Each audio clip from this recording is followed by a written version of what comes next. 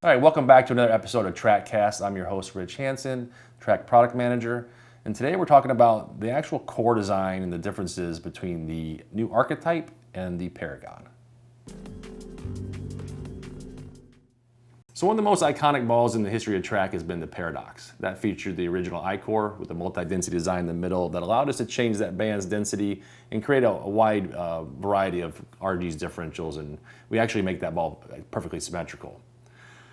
This last year we introduced the Paragon. That featured the same core design as the original I-core, we call it I-core 3.0. There's slight modifications to it, but very similar RGs and differentials.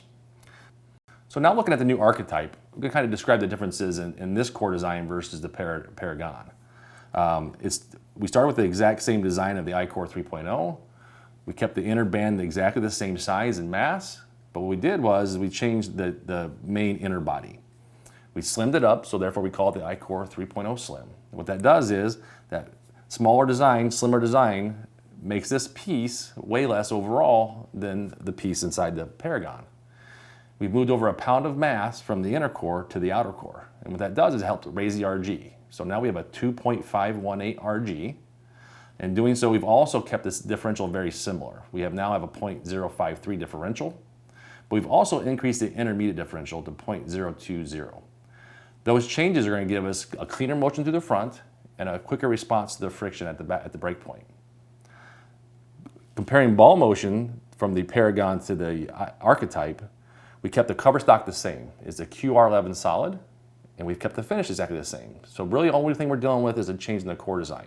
So when you throw this Paragon, you're going to see a ball that's perfect for heavy oil conditions, a strong overall hook.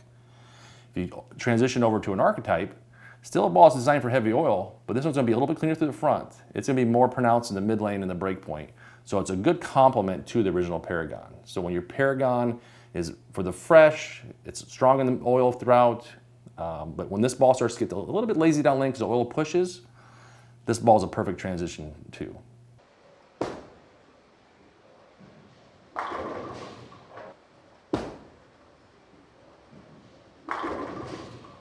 All right, so there you have it. We talked about the differences between the new Archetype and the I-core 3.0 Slim versus the Paragon and the regular I-core 3.0. For more information about the new Archetype, make sure you visit at trackbowling.com, and as always, make sure you follow us on our social media channels.